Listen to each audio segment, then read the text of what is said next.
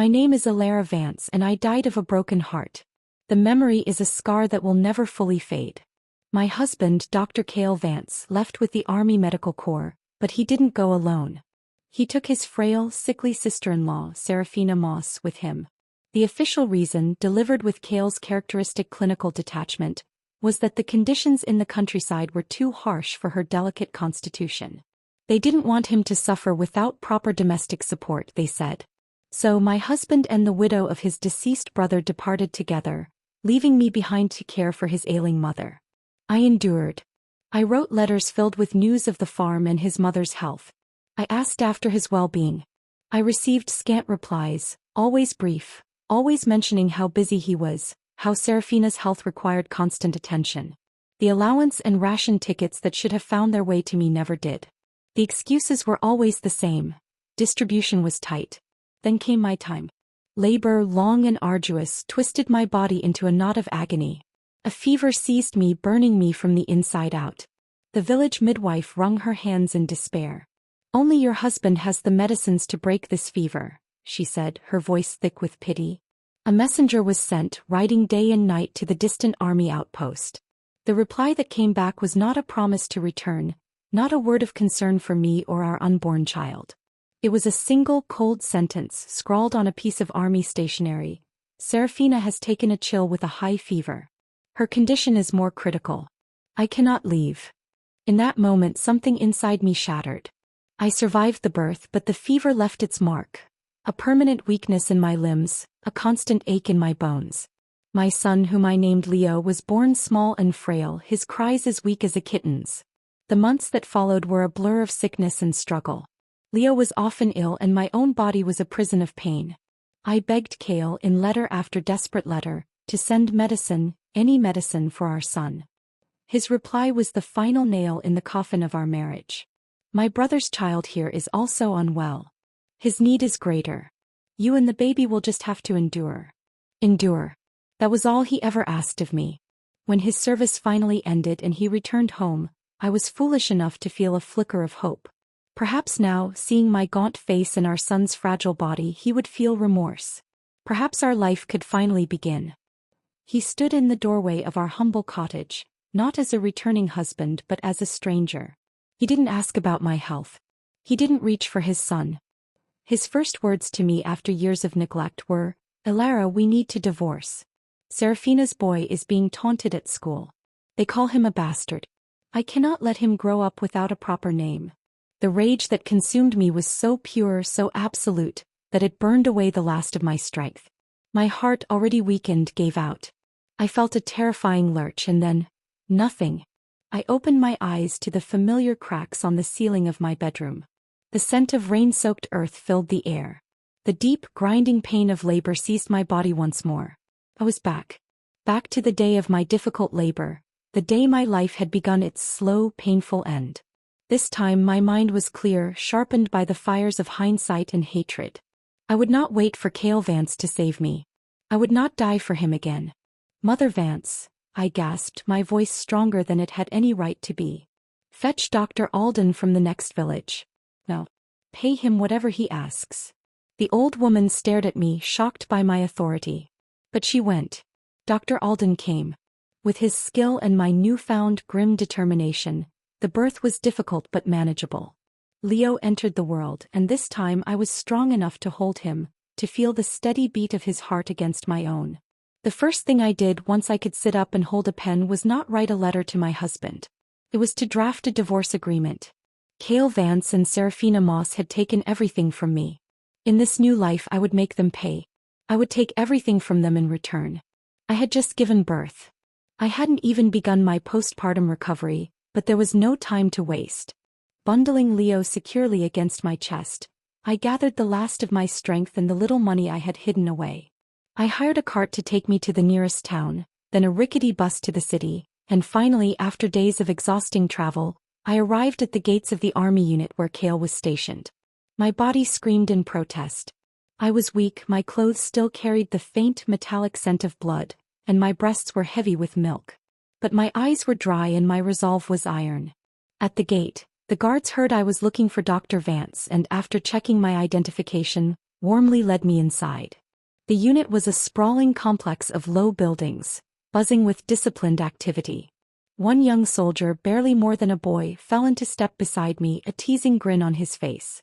"Hey, Doc Vance," he called out as we approached a particular door. "Who's this? Is she your admirer? Hard to believe that with you and your sister-in-law so happy, there's still a woman willing to come all this way for you." The words were a confirmation of everything I had suspected in my previous life. A cold calm settled over me. I didn't knock. I pushed the door open.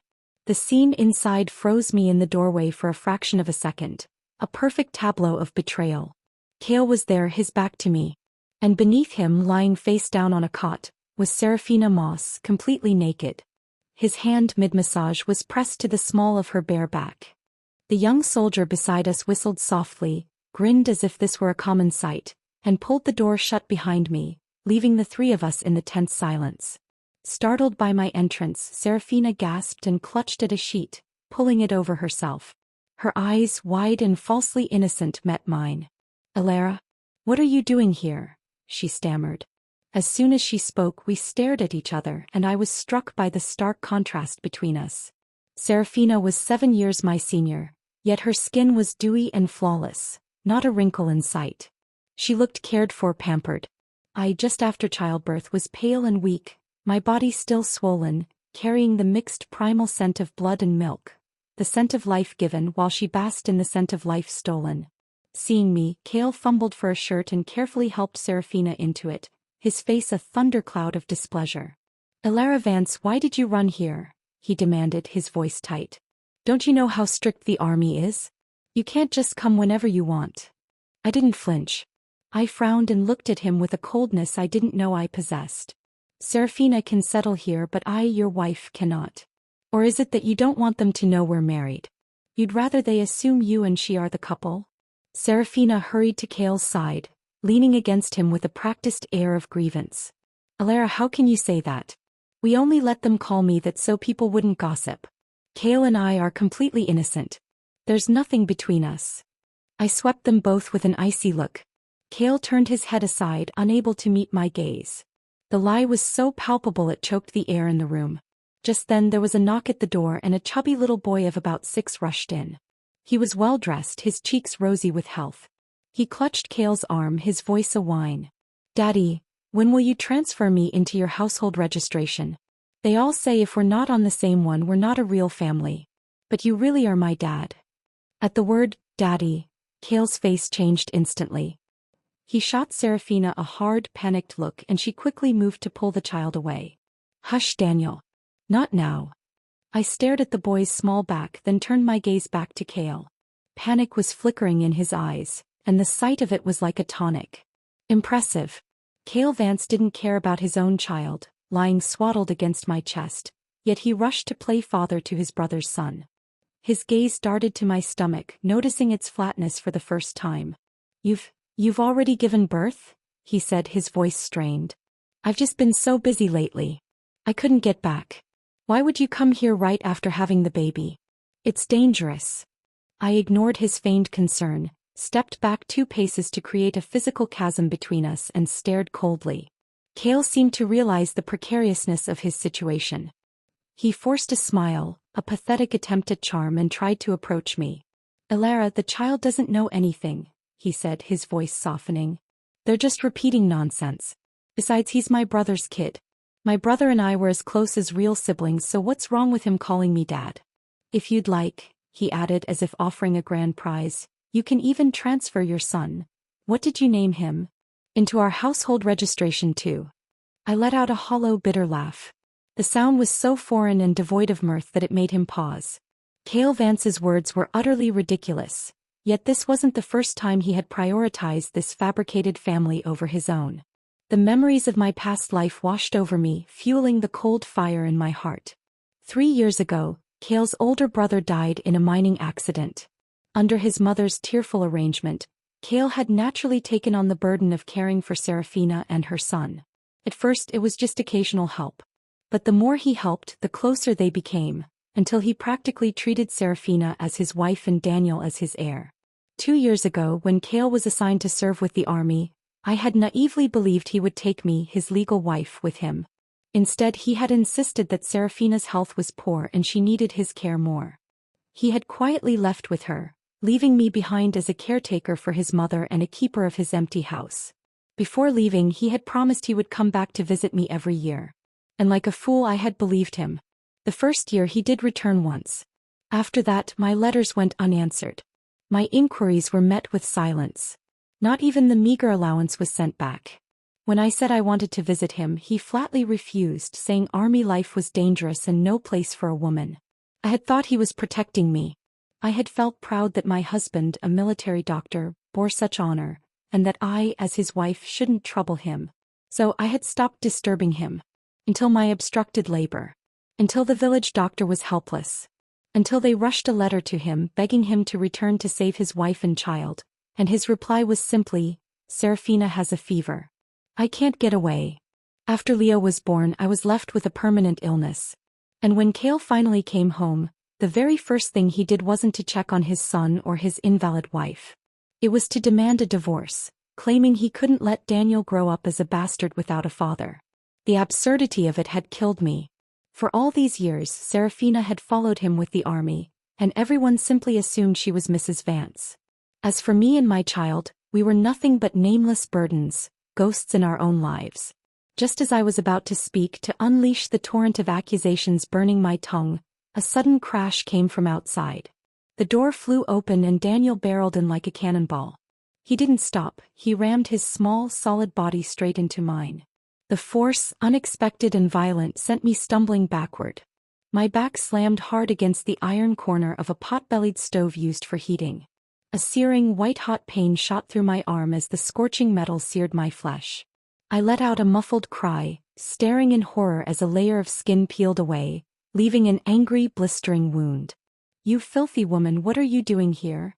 Daniel shouted at me, his face contorted with a rage that seemed far too old for his years. "Are you trying to steal my dad? You're just some poor peasant from the countryside. You make me sick." He spoke in fast, perfect standard Mandarin. I had painstakingly learned the language word by word from scratchy radio broadcasts, just to feel closer to my educated husband. This child, raised in the privilege of an army base, wielded it as a weapon. Serafina hurried forward to hold him back, soothing him gently. "Daniel, speak our local dialect. She doesn't understand Mandarin." I lowered my head, my entire body trembling with pain and fury. I gave Daniel a cold, direct smile. "Who are you calling a filthy woman?" I asked, my own Mandarin slow but perfectly clear. "And who taught you to say that?" The boy stiffened, his eyes widening in shock. No one in our remote village spoke Mandarin. My ability to understand him was the first crack in their carefully constructed facade. Blisters were already rising on my arm, the pain spreading in numbing, fiery waves. Cale stood at a distance, not moving to help me, not comforting his son. He simply tossed me a roll of gauze from a nearby shelf. "Alara, he's just a child. Don't take it to heart," he said dismissively. "For that burn, just rinse it under cold water." I fixed my eyes on him, my vision swimming with pain. "You're a doctor," I stated, my voice dangerously low. "You know burns like this will get infected if left untreated. Yet you want me to dress it myself." He gave me an impatient look as if I were a petulant child. "If you hadn't barged in here recklessly, none of this would have happened. Take care of the wound and then go back."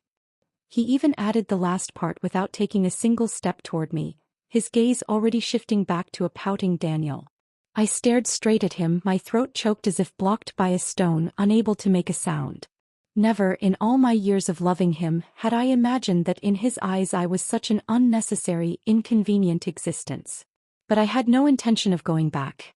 Not this time. When Cale realized my silence was one of defiance, not submission, his voice tightened with barely contained displeasure. "Alara Vance, you can't stay here. Haven't I told you before? This place is dangerous. It's not somewhere a woman should be. Tomorrow you'll go home and wait for me there like you're supposed to." I looked at him and, summoning every ounce of my strength, I let my eyes immediately fill with tears. Not tears of sadness but tears of manufactured, pitiable weakness. "I just gave birth," I whispered, my voice breaking. "I'm injured. I'm sick. I can't even stand to work. There are no ration tickets at home. The baby has no milk and my body can't hold out much longer. What exactly do you want me to go back for? I let my voice rise to a desperate plea. To wait for death? Cale frowned, glaring at me with unmasked disgust. A while ago during the flu outbreak I sent you a pile of medicine. How could you be sick? And I sent ration tickets and cloth coupons on time. What are you pretending to be pitiful for now? I laughed bitterly as tears I didn't have to fake streamed down my face. My eyes widened and I stared at him without blinking. Cale Vance, you have never sent me a single thing. Not even when I was pregnant, burning with fever and nearly fainting, writing you letter after letter. You never once came back. Do you know what I lived on during my whole pregnancy? Cale's brows drew tight, his tone carrying disbelief. That's impossible, I clearly. His voice faltered. Something had just occurred to him. He turned sharply to Serafina, walked over with a look of dawning shock, and whispered a few frantic words in her ear. Not long after, I heard Daniel's voice from inside the room, loud and clear. Dad, why are you helping an outsider bully Mom? All those things were always for the three of us. Why would you give them to her? Cale spent quite a while trying to calm him down before coming back out. His face was ashen, his voice stiff and defensive. Some of those letters. Daniel must have hidden them. I didn't know. He's still young and I didn't pay attention. As for the supplies, maybe Serafina just forgot to send them. Don't be upset. I found it laughable. So, the great betrayal began with a child's mischief and a woman's forgetfulness? So, you never once wondered why I hadn't written? I pressed, my voice like ice. You never once asked about me? Not even a single time. Cale frowned, looking strangely self-righteous. How was I supposed to know what was going on with you? I thought you just didn't want to write to me. And besides those supplies, Serafina used them for me too. Why are you getting so worked up now? My teeth clenched so tightly I thought they might shatter. Perhaps my expression was too grim, because Cale suddenly came forward and grabbed my uninjured hand, his touch feeling like a violation. Elara, don't be like this, he said, his voice softening into a false caress. From now on I'll take care of it myself. I swear I'll keep the letters and pay attention to you and the baby's situation. Don't be unhappy. Your health isn't good. Stay here for a while. I'll help you recover. Once you're better you can go back. The baby needs you too. I gave a cold laugh, unwilling to answer him, and turned toward the small spare room he had gestured to. Cale followed right behind me. Once we were alone with the door closed, his demeanor shifted again. His eyes suddenly burned with a possessive heat, and he sat on the edge of the narrow bed, lowering his voice to an intimate murmur. Elara, he breathed, I've missed you so much. Before I could react, recoil, or voice my disgust, he pressed his lips to mine impatiently. It was not a kiss of love or longing, but one of ownership and desperate control. I stood rigid, my hands clenched at my sides, the blister on my arm throbbing in time with my racing heart. The very next second, a violent knocking came from outside the door, shattering the tense moment. We pulled apart and Cale strode to the door, yanking it open. There stood Daniel, his arm covered with a large angry red burn, while Serafina stood nearby in a panic, completely flustered. Daniel was crying so hard he could barely breathe. I don't know what happened, Serafina stammered, her eyes darting toward me. The kettle wasn't supposed to be there. Maybe Elara moved it earlier when she was fetching water. So when Daniel ran past, he knocked into it. Through his sobs, Daniel pointed a trembling finger directly at me and shouted curses, his Mandarin perfect and vile. It's all this bitch's fault, that filthy woman. If it wasn't for her, I wouldn't have been burned. Dad, I don't want her here. Make her leave. Cale's face darkened, irritation flashing in his eyes. His voice grew cold and sharp as a scalpel as he turned to me. Elara, you can stay here if you want, but why did you have to move things around? He demanded. Do you have any idea how delicate a child's skin is? If he's burned and left with a scar, what then? Cale, I didn't even touch. I began, my protest calm and measured. But before I could finish, he shoved me impatiently. The motion was swift and brutal, sending me stumbling backward against the wall. My injured arm, already a symphony of pain, flared with a piercing white-hot agony that spread through my nerves like wildfire. Cale didn't even glance at the fresh damage he had caused. He only said coldly, his voice dripping with contempt, Elara Vance, ever since you came here, you've disrupted the harmony of our home. Can't you see how agitated Daniel has been these past days? I've never seen him act this way before. I stared at him, my throat so tight I could barely breathe. Are you telling me to leave? He said nothing, only looked away in silence, which felt like the most profound answer of all. After a long, heavy moment, I finally found my voice. I'm not leaving, I stated, my tone flat and final. You're my husband. The one who should go isn't me. Cale sighed in profound frustration, as if I were the source of all his troubles. Then he yanked me out the door by my good arm. My injured arm hung uselessly at my side, bleeding and oozing, but he didn't look at it once. Instead, he shoved a few crumpled ration tickets roughly into the bag slung over my shoulder. Go back, he ordered, his voice a low growl. Stop getting in our way. His words left my chest tight and my breath unsteady. When I turned back for a final look, what I saw was him crouching beside Daniel, his hands moving with practiced gentleness as he carefully tended to the boy's burn. His touch was precise, his focus absolute. So it wasn't that he didn't know how to care for someone. It was that he never wanted to care for me. The way his hands moved, so full of a gentleness he had never shown me, made the truth all the clearer. Yet when it came to me, he couldn't even hand me a strip of gauze. More and more people had gathered to watch the commotion, their eyes full of curiosity and disdain. From inside the room came Daniel's sobs mixed with Cale's low, soothing words to Serafina.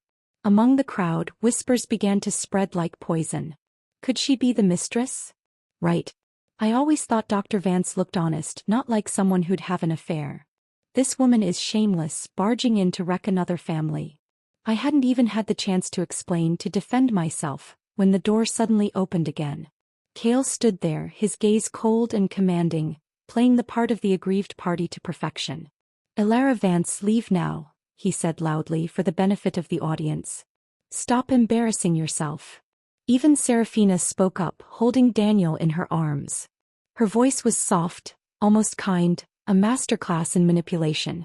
Elara, Daniel will be fine. Even if he's left with such a big scar, he won't hold it against you. The noise around me grew louder and louder, a cacophony of judgment based on lies. But I suddenly felt a strange, preternatural calm. The fear and pain melted away, replaced by a clear, cold purpose. I lifted my head to look at Serafina, a slow, deliberate smile curling at my lips. It was not a smile of warmth, but of declaration. Then step by step I sank to my knees on the hard, dusty ground. I let my shoulders slump and let out a wail of grief so raw and convincing that the crowd instantly fell silent. Sister-in-law, I cried, my voice cracking with feigned despair. Daniel is your son with my brother. Don't worry, I'll take good care of you both and treat him as my own. Please. I raised my tear-filled eyes to her, my voice laced with a cutting, unmistakable irony. Please, give me back my husband, won't you? The word husband dropped into the stunned crowd like a stone into still water. Instantly a profound silence fell. Every head swiveled from me to Serafina to Cale. Confusion and dawning suspicion flashed in their eyes. Wait, she just called her sister-in-law. What's their relationship supposed to be? I'm from the same region as Dr. Vance. I remember his wife's surname was Grant, not Moss. I thought I'd misremembered, but I guess there really is something going on. The murmurs swirled, reaching Cale's ears. His face darkened from displeasure to panic. He shoved his way through the onlookers and yanked me roughly from the ground. I struggled against him, and as I pulled my arm free, my burned and bleeding wound was exposed to the crowd. The skin was torn open, raw and oozing, a vivid testament to my suffering. The sight drew sharp, horrified gasps. Good Lord, her arms are practically rotting. How did that happen? Could it be the sister-in-law got jealous and did this to her? Cale couldn't budge me without causing a greater scene. He leaned close to my ear, his whisper a desperate, furious plea. Alaire, let's talk inside. Don't make a scene out here. I shook my head desperately, my voice breaking with a performance that surpassed even Serafina's. Cale, stop scolding me. Stop hitting me. I'll agree to put Daniel into my household registration. Isn't that enough? I let my voice rise to a desperate wail. Back then you said Serafina was in poor health and had to come with you into the army. But look at her now. She's healthier than I am. Please, I beg you, don't divorce me. Don't abandon our child. The moment those words left my mouth, the entire narrative shattered. Everyone around us instantly understood the truth. A few young soldiers, their faces dark with anger, stepped forward. One of them, the same who had teased me at the gate, now looked at Cale with pure contempt. "Dr. Vance, we always said you were a good man. We never thought you'd do something like this. How could you bring your sister-in-law along with you? Everyone knows only a wife can apply to accompany the army." Serafina couldn't hold back and stepped forward, her face pale. "It's not like that. Cale and I are innocent. Nothing has happened between us." Cale panicked. "Don't misunderstand. My brother passed away, so it's only right I look after my sister-in-law." But the crowd no longer believed him. Someone snorted in derision. "Even if you're taking care of her, this isn't the way. A widow joining the army garrison? How does that sound? Back in the village, gossip alone would drown you." Another voice, colder and more analytical, cut in. "Dr. Vance gets so many ration tickets every month, claiming he's sending them home for his mother, but not a cent has reached his wife. Meanwhile, his wife and child are starving." I looked at them, watched as suspicion gave way to clarity and outrage, and I couldn't hold back my real tears any longer. They were not for Cale, but for the woman I had been, for the suffering she had endured alone.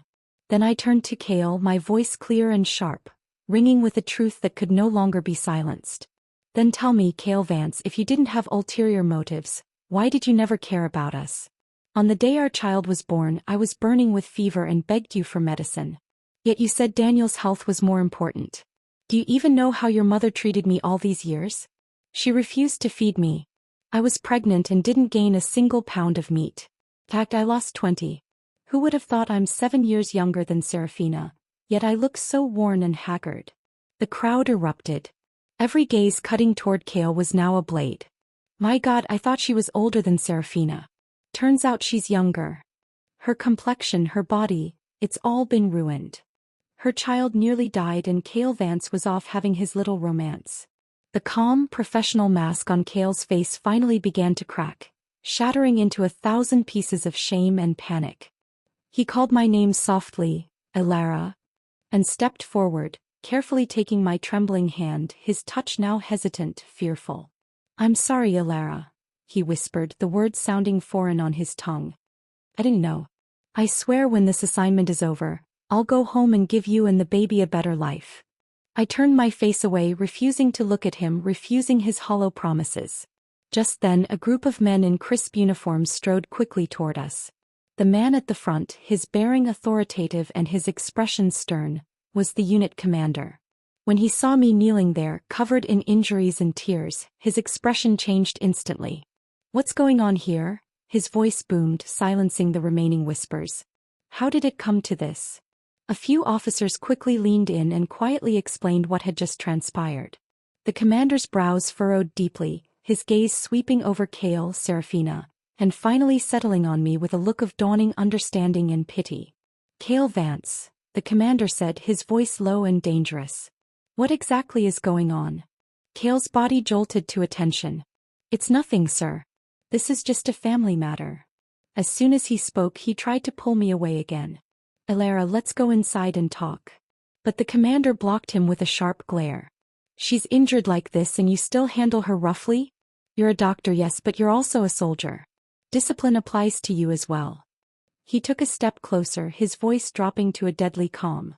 "Tell me, whose name was on your application for accompanying the army? Was it Elara Grant or Serafina Moss?" Cale's lips trembled. He opened his mouth, but no sound came out. He didn't dare answer. The commander gave him a hard, cutting look before turning to me, his eyes softening considerably.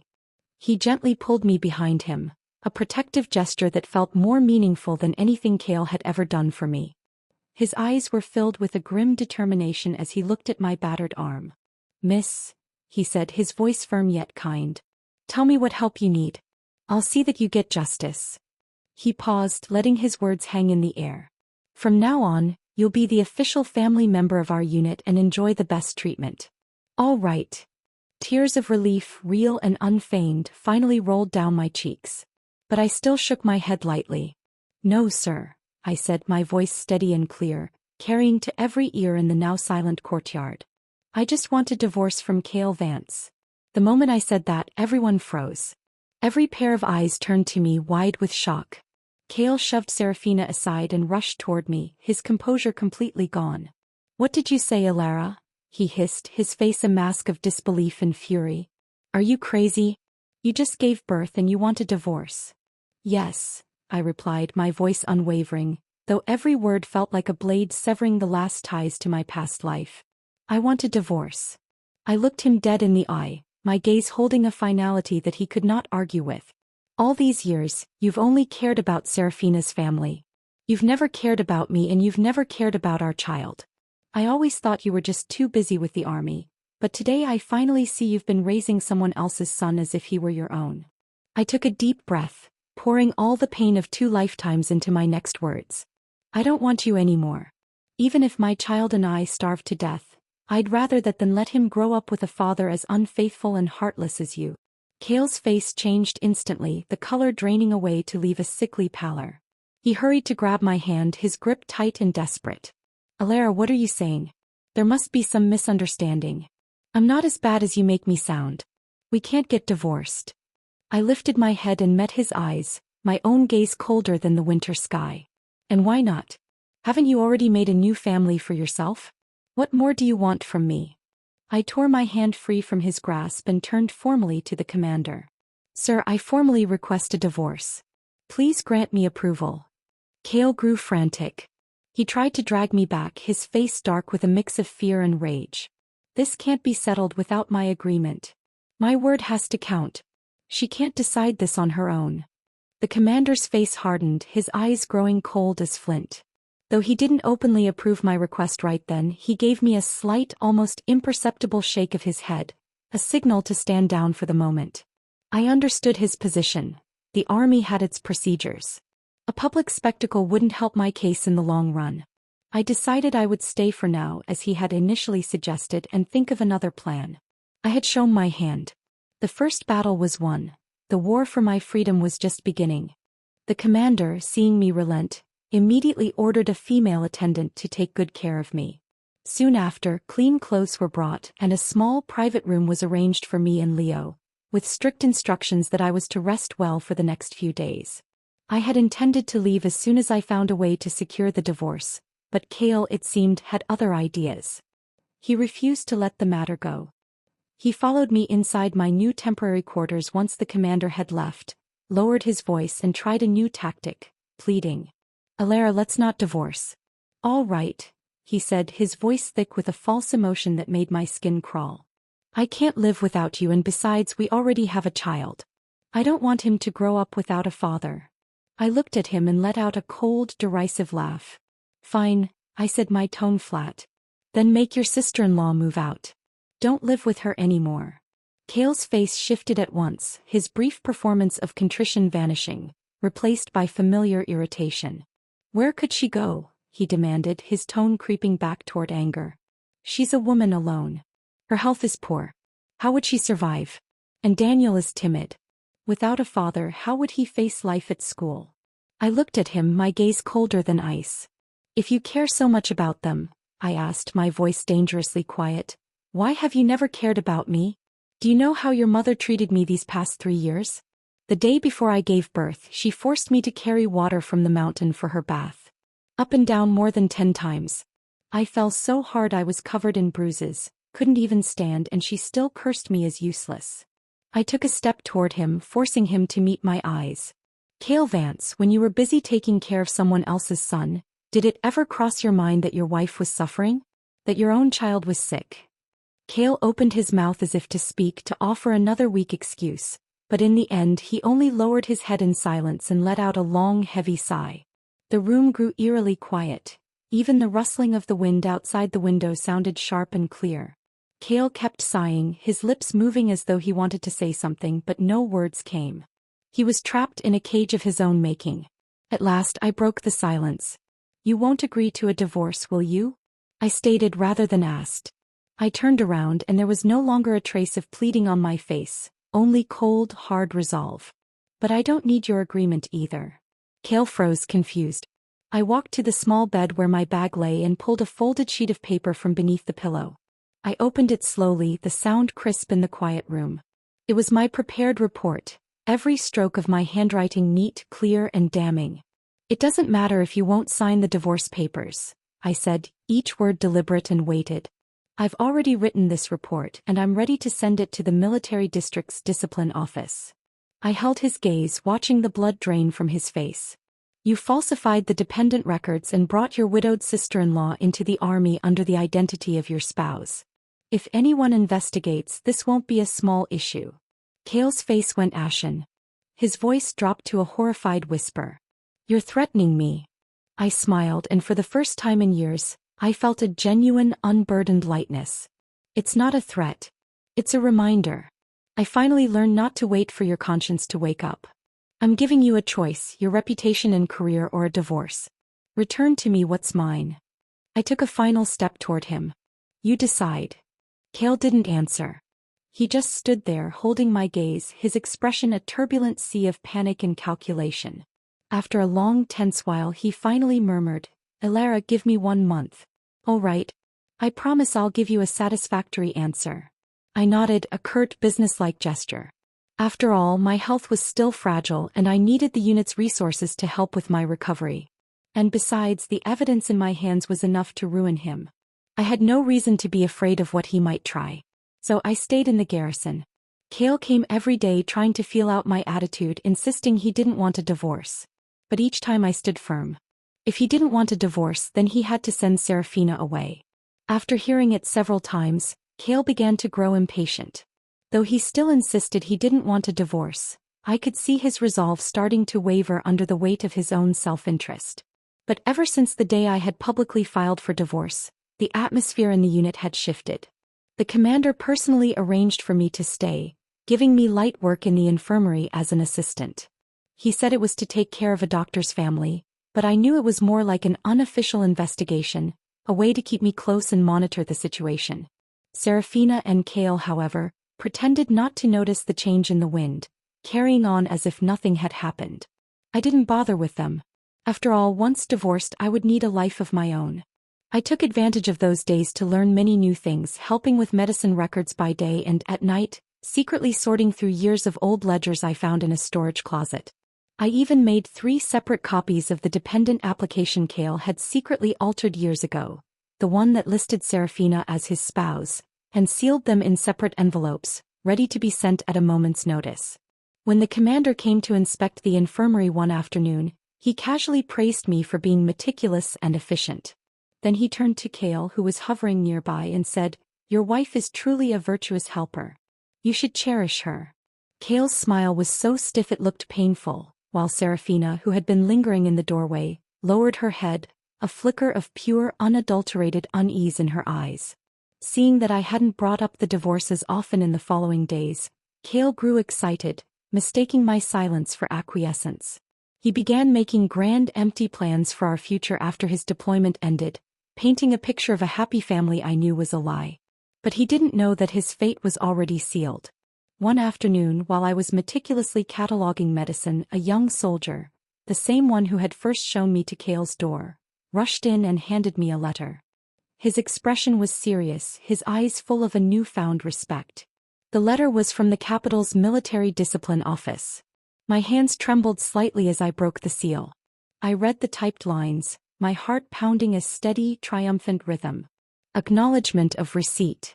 Your report regarding falsified dependent information, misappropriation of military resources, and failure to fulfill support duties has been reviewed.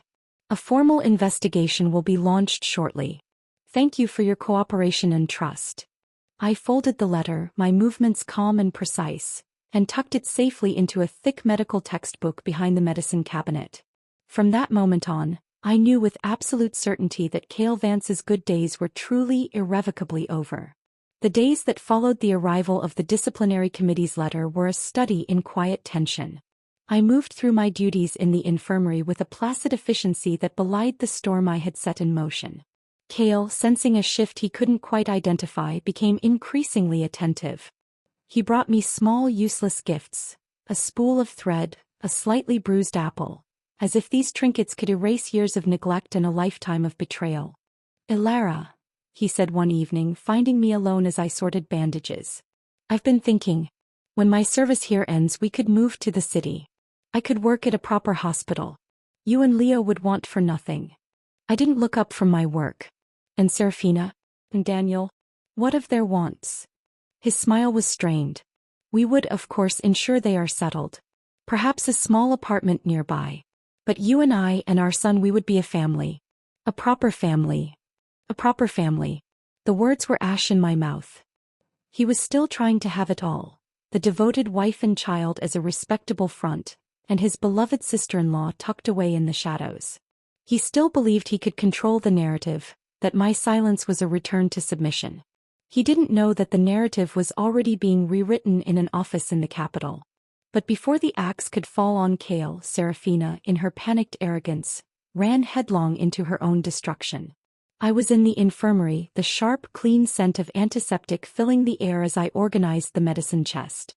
The orderly calm was shattered when a young private burst in, his face flushed and his eyes wide. "Miss Alara, come quickly. Dr. Vance, he's gone mad. He's hitting someone." A cold satisfaction curled in my stomach. I set down the bottle of iodine I was holding, my movements deliberately slow. Who is he hitting? The new logistic soldier, Corporal Finn. In the family quarters. It's a mess. I followed him out, not with haste, but with the measured pace of someone attending a foretold event.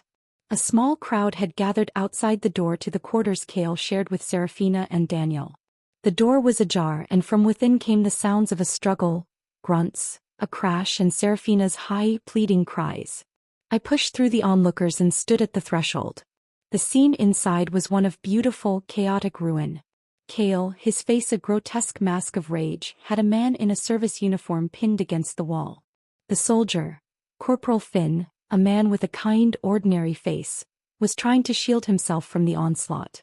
Kale's fist connected with his jaw with a sickening crack. And there was Serafina. She stood frozen, clad in nothing but a flimsy, half-loose nightgown that left little to the imagination. Her face, usually a mask of delicate pallor, was flushed, and she still wore a trace of kohl around her eyes from the day. Clutched in her hand as if in some pathetic plea for sanctity, were the expensive sandalwood prayer beads Kale had procured for her, claiming they would calm her nerves. "Kale, listen to me. Let me explain," she cried, her voice shrill with panic. "It's not what you think. It's not what it looks like." But Kale was a man possessed, his voice raw and torn from screaming. "I gave up my wife for you," he roared, the words a guttural animal sound. "I ruined my life for you, and this is what I get? You were already with another man." He shoved Corporal Finn away, who slumped to the floor, dazed. Kale turned his fury on Serafina, his hands trembling, his eyes bloodshot. "He said your health was poor, so I brought you into the army with me. He said you were afraid the villagers would bully you, afraid no one would look after Daniel. And now I find you in my room with him." He gestured wildly at the cowering soldier. "Do you think this honors my brother's memory?" I stood quietly at the edge of the crowd, my arms crossed, watching without a word. Someone next to me, a woman I recognized from the mess hall, whispered, "Alara, aren't you going in to see? To stop him?" I only smiled faintly and shook my head. "This is a family matter," I said softly, throwing Kale's own dismissive words back into the ether. "I wouldn't want to disrupt the harmony." I turned and walked away, the sounds of their crumbling facade a sweeter symphony than any music I had ever heard. The seeds I had planted were bearing poisonous, glorious fruit. The next morning Kale came to the infirmary. He stood at the doorway, unshaven, his eyes hollowed out by sleeplessness and despair. The confident military doctor was gone, replaced by a broken, middle-aged man. His uniform was rumpled and he smelled of stale sweat and cheap liquor. "Alara," he began, his voice a hoarse croak. I didn't look up from the inventory ledger I was counting. Pills, bandages, bottles of tincture. Each number was a solid, dependable fact in a world he had made fluid with his lies. "Alara, I was wrong." The admission was dragged out of him, painful and ugly. "Now I know you're the one who matters most. That wretched woman has been deceiving me all along." He took a step inside, his posture slumped. "She even took the ration tickets I gave you. The ones for you and the baby. She used them to buy gifts for that man. She's been using me to support her affair." I finally looked up, my gaze as calm as still water. "Didn't you say she was your brother's widow?" that you had to take care of her for his sake. I asked, my tone devoid of emotion. Didn't you say she would never take advantage of you? He was struck dumb, silent for a long while before murmuring, she tricked me. I really didn't know she was with someone else. I placed my pen down carefully. But what difference is there between you and her, Cale? I asked, my voice soft but carrying the weight of a judge's gavel. You've been deceiving me all along too. Did you really think I couldn't see that something was off between you and Serafina Moss? Did you really think that by bringing her with you into the army I would believe you two were innocent? I held his gaze, letting him see the absolute absence of love, of hate, of anything at all for him. Back then I was foolish. I still loved you, so I chose to deceive myself into believing you. But now. I let a small cold smile touch my lips. Now I don't love you anymore. There is nothing left. His face crumpled. Elara. He whispered, his voice shaking with a profound self-pitying grief. I sneered, the sound sharp and dismissive in the quiet room. Cale Vance, everything you've done has been you pushing me further and further away with your own hands. You made your choice years ago. You just didn't expect me to ever make one of my own. With a thud that echoed in the small space, he dropped to his knees. It was a dramatic, pitiful gesture. Elara, please don't leave me. I'll transfer the house and the land to your name. Everything. Just don't report me. Don't divorce me. I looked down at this man groveling on the floor. But in my mind it wasn't him I saw. It was the memory of myself, pregnant and heavy, my feet slipping on muddy mountain paths, the water buckets dragging me down as I fell, covered in bruises, while his mother stood at the door and cursed me for my clumsiness. I saw myself burning with fever, my letters to him piling up unanswered. I saw my son Leo, his tiny body racked with illness for which there was no medicine. My voice, when I finally spoke, was clearer and colder than it had ever been. I'm no longer the woman who forgives you and depends on you for scraps of affection. Not anymore. Get up, Cale. You look pathetic. The investigation moved with the swift, impersonal efficiency of a military operation. In less than 10 days after I had sent my report, the disciplinary committee issued its formal notice. It was posted on the unit's main bulletin board for all to see. Dr. Cale Vance was expelled from the Army for gross misconduct, specifically for falsifying dependent records, misappropriating military resources and rations, and submitting false applications. His military doctor qualifications were revoked permanently, never to be reinstated. Serafina Moss, named in the report as his accomplice in the deception, was stripped of her dependent status and sent back to her hometown in disgrace. The carefully constructed fiction of their innocent relationship was publicly dismantled. What he had once claimed as chivalrously caring for his sister-in-law was now officially exposed for what it was, keeping a widow as his mistress while willfully neglecting his lawful wife and child. The fallout was immediate and absolute. The colleagues who had once defended him, who had clapped him on the back and shared meals with him, turned their backs. Their silence was a wall of condemnation. The respect he had cultivated over years vanished overnight, replaced by whispers and scornful looks. Even Daniel, the boy for whom Cale had sacrificed everything, became a target. The children on the base, cruel in their honesty, taunted him mercilessly. Your mom's a whore. Your uncle's a liar. Ashamed and confused, the boy refused to go outside, retreating into a sullen silence. Those who saw him said he would mutter like a broken record, I'm not a bastard. I have a dad. But the man he called Dad was now a disgraced civilian, powerless to protect him. None of that had anything to do with me anymore. After Cale was formally taken into custody for the final administrative processing, the commander personally sought me out. He found me in the infirmary, feeding Leo a bottle of formula. He held a single sheet of paper in his hand. Elara, he said, his voice formal but not unkind. The disciplinary committee has reviewed your case in light of their findings. Your divorce application is hereby approved. He handed me the paper. It was the official decree. The speed of it, the lack of contest from Cale, who had lost all power to fight, surprised even me. The inked stamp and the official signature were all it took to sever a bond that had felt like a life sentence. I left the Army district a week later, my few belongings in a bag, my divorce papers tucked safely inside my coat, and my son Leo swaddled and sleeping peacefully in my arms. I was divorced. I was free. On the day I left, a small group of people came to see me off. Among them was the young soldier who had first guided me through the gate and who had later handed me the fateful letter. His expression was no longer teasing but held a deep respect. "Miss Alara," he said, stepping forward. He handed me a sealed envelope. "This came for you. From the capital." I took it, my brow furrowed in confusion. I broke the seal and read the contents. It was from the Military Medical Department of the Central Committee. "We have reviewed your work report and the letter of recommendation from your unit commander regarding your conduct and achievements during your stay. We are impressed by your meticulousness, resilience, and integrity. We would like to invite you to join the medical logistics group at our central office in the capital." I froze, stunned. A job. A life. A future offered to me on my own merit. The moment I took that letter, my heart leapt with a joy so pure and fierce it brought fresh tears to my eyes.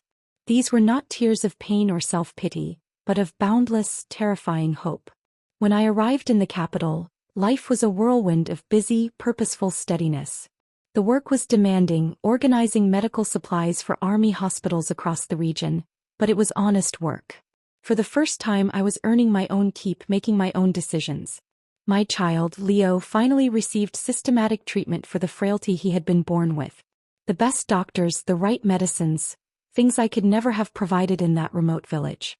His health improved steadily. The faint blue tinge that had often colored his lips faded, replaced by a healthy pink. His cries grew stronger, his movements more purposeful. With the money I earned myself, I rented a small, clean apartment on the outskirts of the city. It was modest, but it was ours. I painted the walls a soft yellow, bought a sturdy crib for Leo and a proper desk for myself. I was building a new life, brick by careful brick.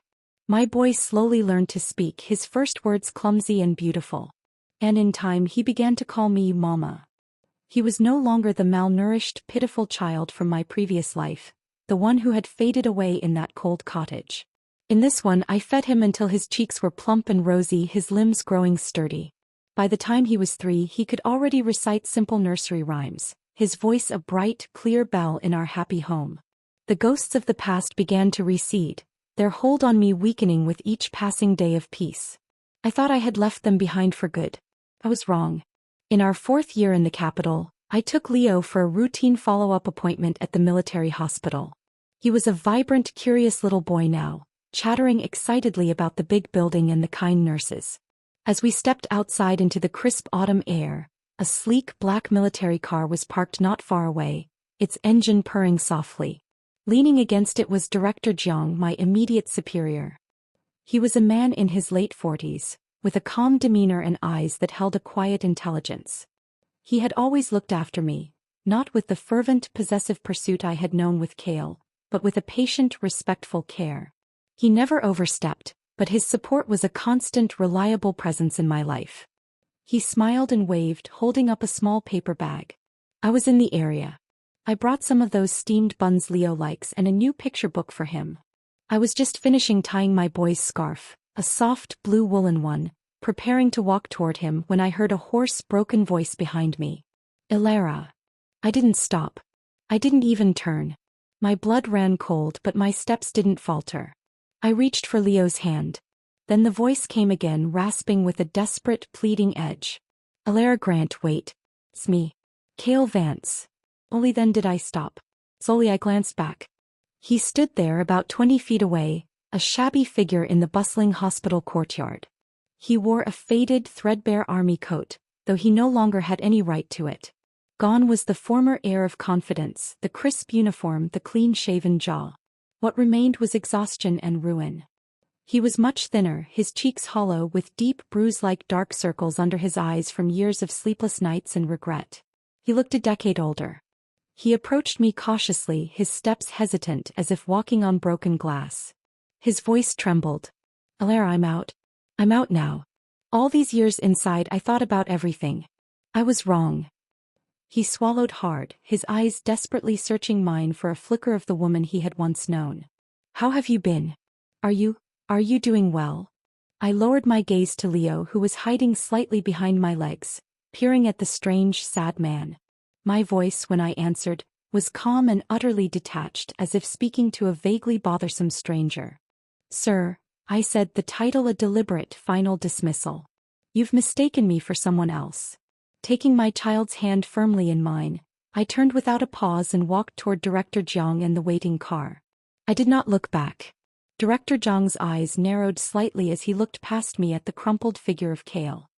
He opened the car door for me and Leo, his voice laced with concern. Alara, who was that? Is he some vagrant pestering you? Do you want me to have someone drive him away? I settled Leo into the seat and shook my head, buckling my own seatbelt with a steady hand. No need, I said, my voice even. He's no one. Just a useless man from a past life. The car door closed with a soft, solid thud, sealing us in our safe, warm capsule. In the side mirror, in that instant before we pulled away, I saw Kale collapse to his knees on the pavement, his body convulsing. His eyes were bloodshot, his lips still mouthing my name, a silent scream of loss. But I could no longer hear him. The sound was lost to the hum of the engine and the sound of my son's happy babbling. I hoped it would end there. I had truly believed that seeing my indifference would be the final crushing blow that would send him back into the shadows from whence he came. I hadn't expected that from that day on, Cale Vance would haunt me like a madman, a ghost refusing to be exorcised, waiting outside the hospital every single day. The sight of Cale Vance on his knees became a ghost that lingered in my periphery. For a few days I managed to push it aside, focusing on the steady rhythm of my new life. But a ghost, once acknowledged, is hard to dismiss. It began with glimpses. A shabby figure in a faded coat across the street from the military medical complex where I worked. The slump of his shoulders was unmistakable. At first I told myself it was a coincidence, that the capital was large but paths could still cross. I took different routes home, walked with Director Jiang whenever possible and kept my head high. But he was persistent. He never approached when I was with others, but his presence was a constant, nagging shadow. He was a living reminder of a past I had worked so hard to bury, and his mere existence felt like a violation. One evening, a crisp night in late autumn, Director Jiang was held up in a meeting and hadn't come to pick me up. I didn't mind. The walk to the bus stop was short and the city lights were a comfort. I finished my shift, gathered my things and stepped out into the cool air, pulling my coat tighter. And there he was. Not across the street, but standing directly beneath a skeletal sycamore tree near the hospital's main gate. He wore the same faded army coat, his hair a greasy, unkempt mess. In his hands he clutched a small, dented lunchbox. He saw me and started forward, his movements jerky with nervous energy. He forced an awkward, ingratiating smile onto his haggard face. Alara, he said, his voice raspy. I made your favorite. Spare rib soup. Still hot. Do you want some? He held out the lunchbox like a supplicant making an offering at a temple. The gesture was so pathetic, so utterly divorced from the man he had once been, that I felt a surge of disgust, not pity. I remembered the times I had simmered bones for hours, hoping a nourishing broth would entice him to my table, only for him to dismiss it, saying he had already eaten with Serafina. I didn't stop. I didn't even look at him or the pathetic container in his hands. I simply adjusted the strap of my bag and walked past, my gaze fixed on the glowing bus stop ahead. Panicked, he fumbled. The lunchbox slipped from his grasp, hitting the pavement with a clatter. The lid popped open and a dark, greasy liquid seeped out, staining the concrete. He didn't seem to notice. He ran after me, his steps clumsy, and then he spread his arms wide, physically blocking my path. Won't you give me even one chance? He pleaded, his voice cracking. His eyes were wide, desperate pools in his sunken face. I've lost everything. I can't return to the army. I can't even work in a hospital anymore. No one respects me. I just want your forgiveness. Just once. Just a chance to talk. At last I stopped. I slowly lifted my eyes to his. My gaze was utterly calm, empty of the anger or pain he probably expected to see. It was the emptiness that seemed to unnerve him the most. Cale Vance, I said, my voice flat and clear in the quiet night. Why should I forgive you? He blinked, stunned by the directness of the question. Do you think that because you're miserable now, I should go soft? I continued, each word a chip of ice. Have you forgotten? At my lowest, when I was heavy with your child and burning with fever, you kicked me out of your heart and your life. When I begged you, through letter after letter, not to cast me aside, you told me Serafina would be disgusted if she knew I was so needy. You told me to endure. His face twisted with a performative regret, a pained and ugly expression. I was blinded back then. I was a fool. Alara, I was. I've heard enough. I cut him off, lifting a hand. The finality in my tone was absolute. Shut up, Cale Vance. Even hearing one word from you makes me sick. I took a step closer, forcing him to look at me, to really see the woman he had created. Weren't you the one who loved your sister-in-law and her son so much? Didn't you say that without a father Daniel would be bullied at school? Why don't you go back to them? Why is it only when you've become a penniless, disgraced laughingstock that you remember to drag me down with you? I let a cold, mocking smile touch my lips. Weren't you so magnanimous before? So what if you wear a green hat? I believe that was the risk you were willing to take for family, that... He froze in place, his eyes wide and red-rimmed, his voice dropping to a broken whisper. Alara, I've really changed. Don't be so heartless. Even if you won't forgive me, at least let me see our child. After all, he's never seen his father since the day he was born. He doesn't even know what I look like. This was a new low even for him.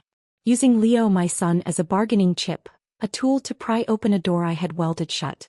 A fresh wave of fury, clean and sharp, washed over me.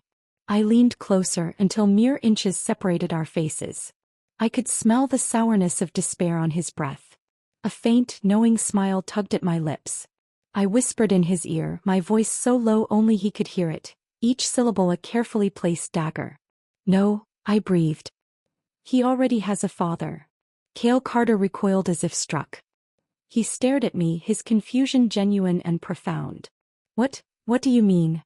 I arched a brow at him, a look of cool disdain. I didn't explain further. I didn't need to. Let him stew in his own paranoid assumptions. Let him wonder if Director Jiang or some other man had stepped into the role he had so carelessly abandoned. When he reached out a trembling hand to grab my arm, I pulled away as if his touch were acid. Without another word, I walked straight past him through the hospital's main gates and toward the safety of the bus stop. I didn't run. I walked with a steady, confident pace that spoke of a life that had moved on, a life that had no room for ghosts. Behind me, I heard a choked sob, then the sound of a body collapsing onto the ground. He was mumbling my name over and over, a broken record of regret. He had once thrown me into the mud, believing I would drown in it. Yet, in that mud, I had managed to put down roots and bloom like a stubborn, resilient flower. Now he wanted to pick me back up, to claim my beauty as his own redemption. But to me he was just the dirt I had left behind. He lived in the shadows of the past, feeding on regret and self-pity, while I lived in the light, nourished by my own strength and the love for my son. I would take my child and continue to pursue the life that truly belonged to us. A life he was not and would never be a part of. His daily vigil, however, did not cease. It became a grim routine. He was always there, a silent, shabby sentinel. He never spoke to me again after that night, but his presence was a constant, oppressive weight. Director Jiang noticed, his concern deepening into a quiet, protective anger. Alara, this has to stop, he said to me one afternoon in his office. He's harassing you. I can have base security deal with him. He has no right to be here. I shook my head, looking out the window at the distant figure huddled on a bench. No. If we involve security, it gives him a platform. Makes him a victim. His power lies in my reaction. If I show none, he is nothing. Director Jiang sighed, running a hand through his hair. Your resilience is admirable, Alara. But you shouldn't have to endure this. I'm not enduring it, I said, turning to him with a small, genuine smile. I'm ignoring it. There's a difference. But Cale's desperation was a festering wound, and it was about to poison more than just my peace of mind. One Saturday I took Leo to the public gardens.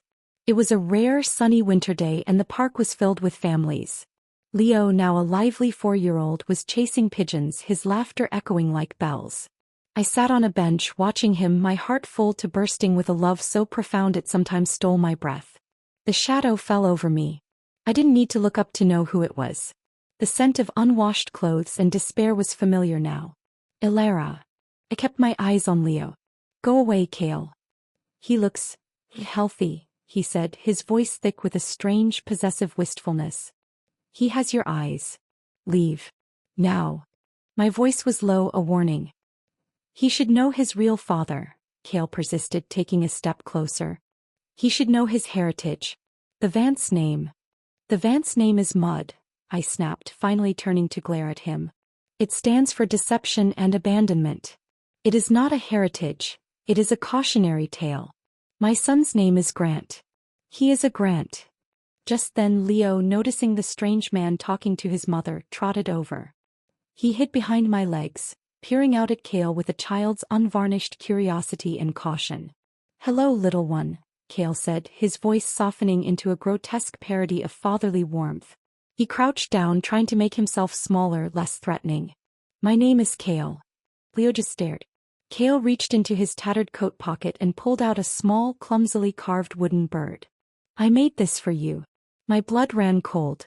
This was a new tactic, a direct approach to my child. Before I could intervene, Leo, with the innocent bluntness of youth, shook his head. "My daddy already gives me toys," he stated clearly. "He gives me better ones." The words hung in the air, more devastating than any curse I could have uttered. Kale's face crumpled. The hand holding the wooden bird dropped to his side as if the small object weighed a ton. He looked from Leo's confident, well-cared-for face to mine, and the last vestige of hope in his eyes guttered and died. "Your daddy," he whispered. "Director Jiang takes him to the zoo and reads him stories," I said, my voice cold and final. "He is the man Leo knows as a father. You are a stranger. Now for the last time, leave us alone. If you approach my son again, I will not be polite. I will have you arrested for harassment." I stood up, took Leo's hand and walked away. I didn't look back. I could feel his devastation radiating from behind us, a black hole of regret sucking all the light from the sunny day. That encounter seemed to break him. The daily vigils stopped. For a few weeks there was no sign of him. I allowed myself to believe it was over, that he had finally accepted his exile. I was wrong. The confrontation came on a day I least expected it. I had worked late, finalizing a complex supply order for a field hospital. Director Jiang was waiting for me in his car, as had become our comfortable routine. We had developed a quiet, deep understanding. He never pressured me, but his care was a steady, warm presence. We were, in all but name, a family. As we walked from the office building toward the parking lot, a figure emerged from the deep shadows between two buildings. It was Kale, but he was different. The desperation was gone, replaced by a cold, simmering rage. His eyes were wild, his movements agitated. He smelled of cheap liquor. "So it's true," he slurred, blocking our path. He pointed a shaking finger at Director Jiang. "You replaced me. You moved my wife and my son into your house before the dirt was even dry on my grave." Director Jiang immediately stepped in front of me, his posture protective and rigid. "Vance, you're drunk and you're trespassing on military property. Walk away now before this ends badly for you." "Pai son," Kale shouted, his voice echoing in the quiet lot. "You stole my son. He calls you daddy." He turned his bloodshot eyes to me. "And you whore. You wasted no time, did you? Spreading your legs for the first officer who showed you a little kindness." The vulgarity, the sheer venom in his words, shattered the last of my composure. But before I could respond, Director Jiang moved. He didn't throw a punch. He simply closed the distance between them, grabbed Kale by the front of his filthy coat, and slammed him back against the brick wall of the building. "You will not speak to her that way," Jiang said, his voice low and vibrating with a controlled fury I had never heard in him before. "You forfeited all rights to her and to that child the moment you chose another woman over them. You are nothing to them. You are less than nothing. You are a bad memory." He leaned in closer, his face inches from Kale's. "If you ever come near Alara or Leo again, if I so much as see you looking in their direction, I will use every ounce of my influence to have you thrown into a prison cell for the rest of your miserable life. Do you understand me? Your freedom is a gift from her mercy, not my own. Do not test me." He released Kale with a shove. Kale slumped against the wall, gasping, all the fight drained out of him by the sheer, authoritative force of Jiang's presence. He was a stray dog being shown his place. Director Jiang turned his back on him, a gesture of supreme dismissal. He took my arm gently. "Let's go home, Alara." As we walked to the car, I dared a glance back. Kale was still slumped against the wall, his head in his hands, his body shaking with silent sobs. He was finally, completely and utterly defeated. This time when we drove away I knew it was truly over. The ghost had been laid to rest. A week later I received a short, impersonal letter forwarded from my old unit. It was from a small-town constabulary. Cale Vance had been found dead in a rented room. The cause was listed as acute alcohol poisoning, compounded by severe malnutrition and exposure. There was no note. Serafina, the letter coldly noted, had been contacted but had refused to claim the body. I read the words, then folded the letter and placed it in the small metal box where I kept my important documents. My divorce papers, Leo's birth certificate, my job offer. I felt no triumph. No sorrow. Just a vast, quiet emptiness, like the stillness after a long and terrible storm has finally passed. I went to the window of my apartment and looked out at the city lights, glittering like a field of diamonds. Leo was sleeping soundly in his room. Downstairs I could hear Director Jiang Wei, as I had started to call him in the privacy of my thoughts, puttering in the kitchen making tea. The past was dead. My future, our future, was here in this warm, well-lit apartment full of love and peace. I took a deep, clean breath and let the last of the ghosts go. The news of Cale's death was a final, quiet period at the end of a long and agonizing sentence. There was no closure in it, for closure implies that something was once open. My life with him had been sealed shut the moment I opened my eyes in my second chance. His death was merely the official stamp on a document I had long since considered void. I told Jiang Wei that evening after Leo was asleep. We sat in the small living room, the soft glow of a single lamp pooling around us. "It's over," I said simply, handing him the constable's letter. "He's gone." He read it slowly, his expression unreadable. Then he placed it on the coffee table and reached for my hand. His grasp was warm, solid, real. "Are you all right?" I considered the question. Was I? There was no grief, no sense of loss. There was a faint, lingering residue of the fear and anger he had provoked during his desperate hauntings, but even that was fading like a stain washed thin by time. Mostly I felt a profound, weary relief. The last loose thread of my old life had been snipped. I said, and found that I meant it. It's just strange to know that a person who was such a monumental force of pain in your life can just cease. It makes the past feel less solid. "The past is a story, Alara," he said, his thumb gently stroking my knuckles. "And you are writing a new one." He was right. With Cale's ghost finally laid to rest, the energy I had spent on shielding myself from him was suddenly freed. It was as if a constant low-grade noise I had learned to live with had been switched off, revealing a profound and beautiful silence. Into that silence my new life could truly begin to bloom. My work at the Central Medical Logistics Office flourished. Freed from the emotional drain of the past, my mind felt sharper, my focus laser-like. I proposed a new inventory tracking system that reduced waste and streamlined distribution to field units. My supervisor, a stern but fair woman named Director Lee, called me into her office. "This is excellent work, Grant," she said, tapping the report I had submitted. "Practical, efficient, and well-researched. I'm putting you in charge of implementing it across the northern sector. It will mean more responsibility. And a promotion." The title came with a modest but significant pay raise. For the first time in either of my lives, my financial security was entirely my own. I opened a savings account for Leo and another for myself. The act felt more empowering than any declaration of independence. At home, the unspoken understanding between Jiang Wei and me slowly, gently, shifted into something defined. He had never hidden his affection for me nor his devotion to Leo. He was a man of quiet actions, not grand pronouncements. He fixed the leaky faucet in our kitchen without being asked. He spent Saturday afternoons on the floor with Leo, patiently building elaborate castles from wooden blocks, his serious military demeanor melting away into easy laughter. One evening he brought over a large flat package. "For you," he said, a rare, almost shy smile on his face. I unwrapped it to find a beautiful modern writing desk, crafted from a light honey-colored wood. "My old one is perfectly fine," I protested, though my heart swelled at the sight of it.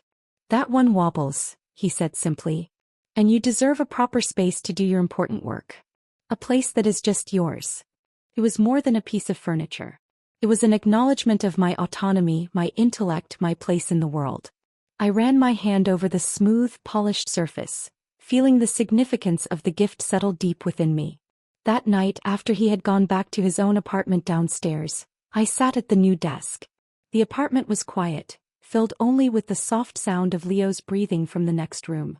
I took out a fresh sheet of paper and began to write. Not a report, not a list, but a letter. To myself. A record of this moment, of this feeling of wholeness. I wrote about the simple joy of a secure home, the profound peace of a mind no longer at war, the fierce, protective love for my son, and the steady, gentle warmth of a good man's regard. I was building a life, not just surviving one. The change in Leo was the most profound testament to this new reality. The timid, sickly infant was now a robust, inquisitive little boy. He thrived in the routine and safety of our life. He had friends in our building complex, and his favorite person after me was unequivocally Uncle Wei. The word, Daddy, which he had once used as a shield against Kale, began to be uttered with genuine, unforced affection. He would run to the door when Jiang Wei came over, chattering excitedly about his day, and Jiang Wei would scoop him up as if it were the most natural thing in the world. One Saturday we took a trip to the lake on the outskirts of the city. It was a perfect day, the sky a brilliant, cloudless blue. Leo, clutching a small net, was determined to catch a frog, his little brow furrowed in concentration as he peered into the reeds. Jiang Wei and I sat on a blanket watching him. "He's fearless," Jiang Wei remarked, his voice filled with pride. "He feels safe," I replied softly. He was silent for a moment, watching Leo. Then he turned to me, his expression uncharacteristically serious. "Alara, I want you and Leo to feel safe forever. With me." He paused, gathering his words. "I am not a young man, and I am not given to romantic flourishes. My life has been one of duty and discipline. But meeting you and Leo, it has been the greatest, most unexpected joy of my life." He reached into his pocket and pulled out a small velvet box. My breath caught in my throat. He didn't open it immediately, just held it in his palm. "I am not asking you to replace a memory or to fix a broken past. You have already done that yourself with a strength I admire more than I can say. I am asking you to share your formidable future with me. To let me be a part of the story you are writing." He opened the box. Inside was a simple, elegant gold band. "Alara Grant, will you marry me?" Tears welled in my eyes, but they were tears of pure, unadulterated happiness. There was no shadow of the past in this moment, no comparison to be made.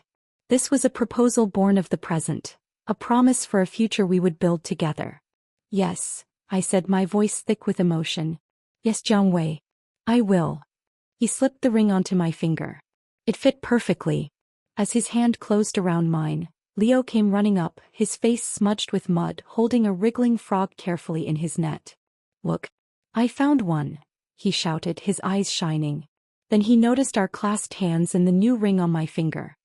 His little face broke into a wide grin. "Is Uncle Wei going to be my daddy for real now?" Jiang Wei laughed, a rich, happy sound I heard too seldom. He pulled Leo onto his lap, frog and all. "If that's all right with you, Commander Leo." Leo nodded vigorously, throwing his small, muddy arms around Jiang Wei's neck. "Yes. Now we can be a team forever." Forever.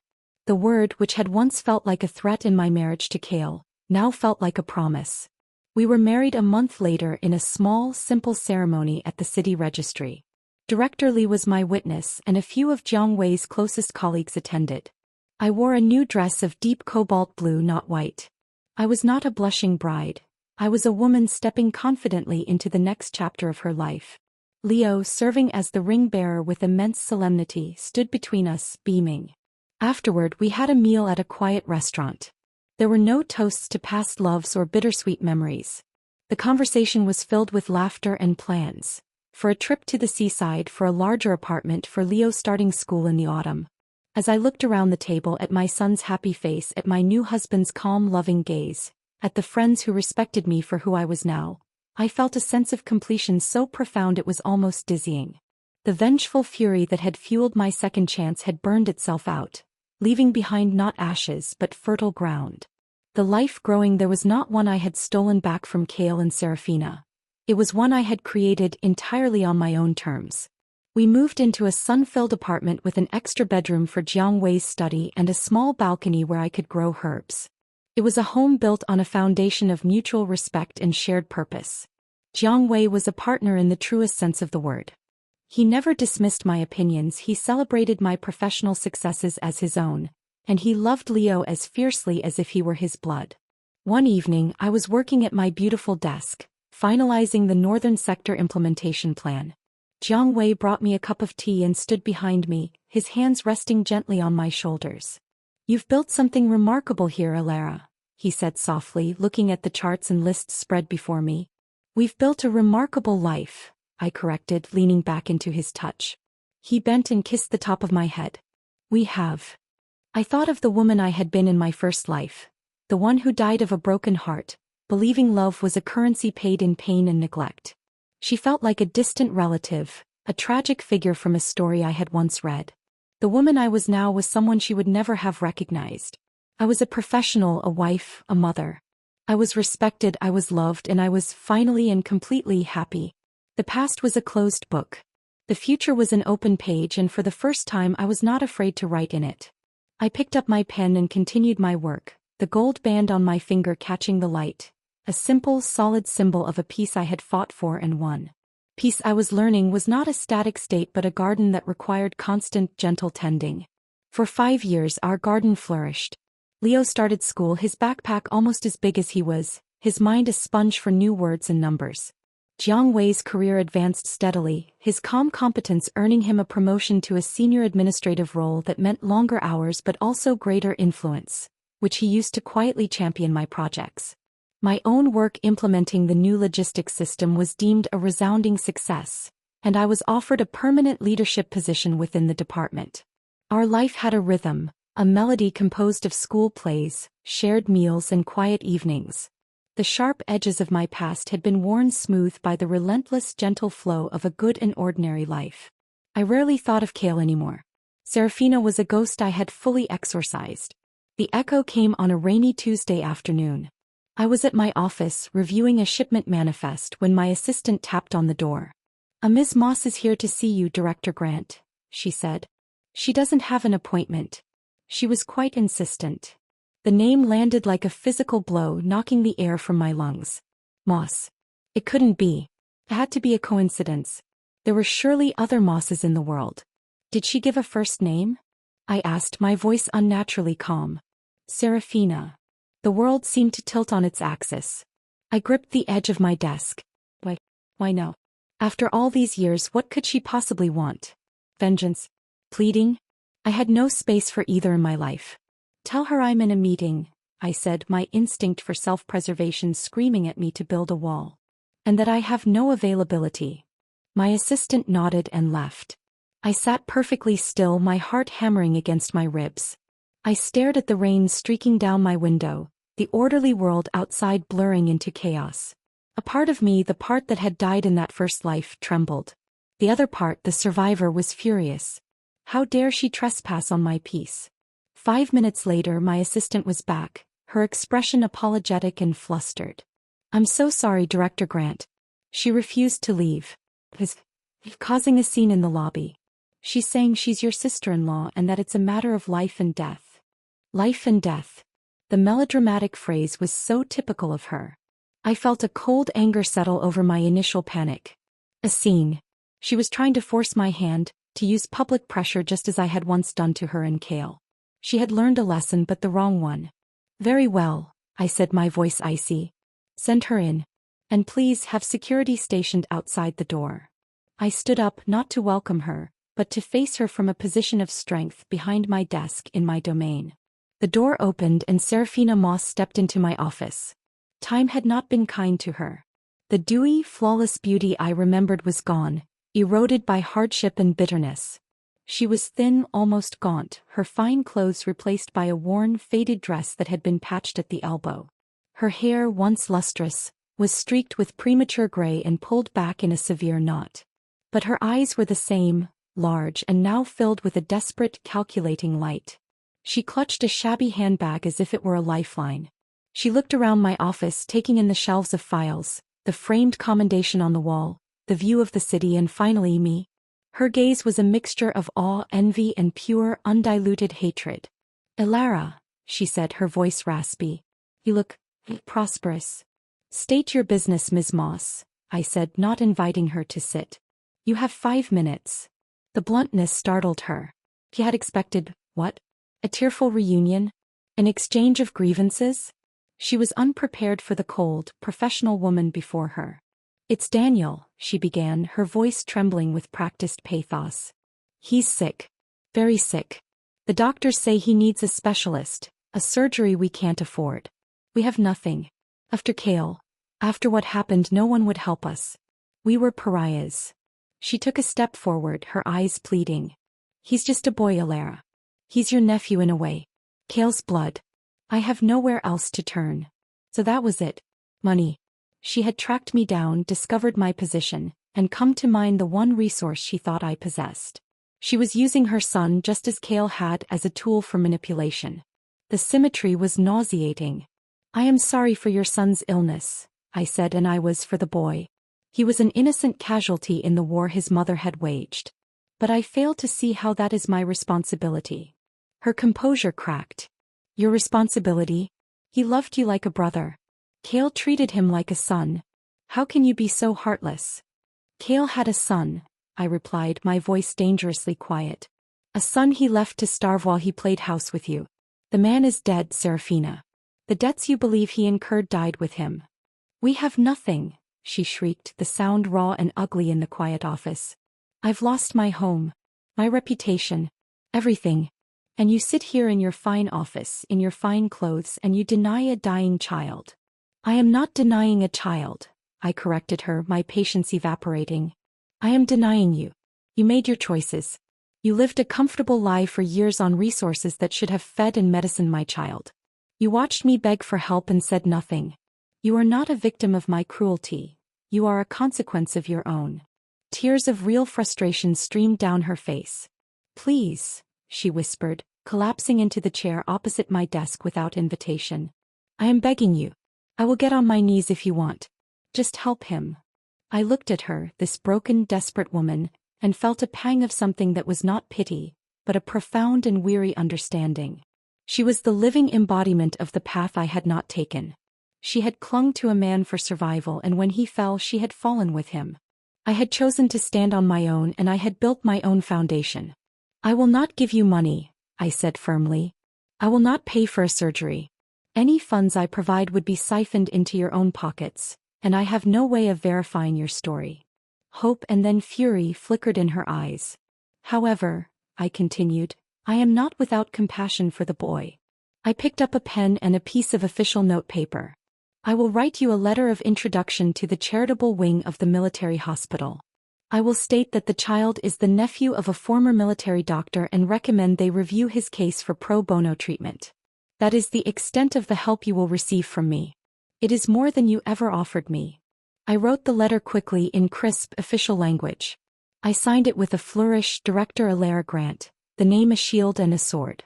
I blotted the ink, folded the paper, and held it out to her. She stared at it as if it were a snake. Her face was a mask of humiliation and defeat. She had come for a handout and was being given a referral. It was a dismissal, a confirmation of her irrelevance in my new world. Slowly she reached out and took the letter. Her hand was trembling. She didn't thank me. She just stood, her shoulders slumped, and walked to the door. She paused with her hand on the knob. He loved me, you know, she said softly without turning around. Cale. He loved me, not you. I didn't respond. I simply waited. She turned her head, her profile sharp and bitter. Doesn't that bother you? Even now. I met her gaze, my own utterly serene. No, Serafina. It doesn't. You are welcome to the love of a dishonest man. I have something far more valuable. She flinched as if I'd struck her. Then she opened the door and left, the echo of her footsteps swallowed by the hum of the office. I sat back down, my hands steady. The encounter had shaken me, but it had not broken me. It had, in fact, done the opposite. It had shown me in the starkest terms how far I had come. The ghost had been pathetic, not powerful. When I went home that evening, the scent of Jiang Wei's cooking greeted me at the door. Leo was at the table, painstakingly practicing his characters. The normalcy of it was a bomb. Jiang Wei took one look at my face and knew something was wrong. What happened? I told him briefly about Serafina's visit. His expression darkened with protective anger, but he listened without interruption. "And you gave her a referral?" he asked when I finished. "I did. For the boy's sake." He nodded, his approval clear in his eyes. "That was both compassionate and wise. You closed a door without slamming it. You maintained your integrity." He came over and wrapped his arms around me. "You are an extraordinary woman, Elara Grant." I leaned into his solid strength, breathing in the familiar, comforting scent of him. The echo from the past had faded, leaving no mark on the present. Serafina was a shadow, and shadows held no power in a well-lit room. Later, as I tucked Leo into bed, he looked up at me with his clear, innocent eyes. "Mama, are you happy?" I smoothed the hair back from his forehead, my heart overflowing. "Yes, my love. I am very, very happy." And it was the truth. I was Elara Grant. I was a survivor, a creator, a mother, a grandmother, a wife. I was, at long last and forever, whole. The end.